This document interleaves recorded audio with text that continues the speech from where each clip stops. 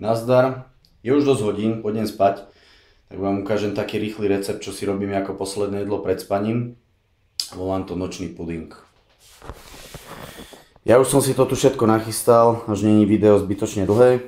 Používam MPC 80 nočný kazeín od na maximum s príchuťou čokoláda.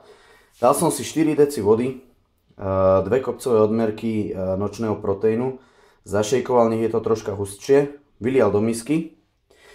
Samozrejme aj nejaké zdravé tuky som si tam dal, čiže dal som si tam kešu, arašidy, slnečnicové semeno, lieskové orechy, mandle, vlašské orechy.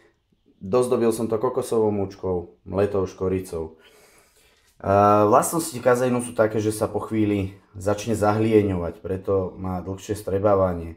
Čiže ono fakt to získa takú konzistenciu pudingu. Tak dúfam, že som vás nejako aspoň troška inšpiroval, že nebudete jesť len tvarohy, ale môžete si spraviť aj takúto chutnú večeru. Tak, dobrú chuť a dobrú noc vám prajem. Čaute.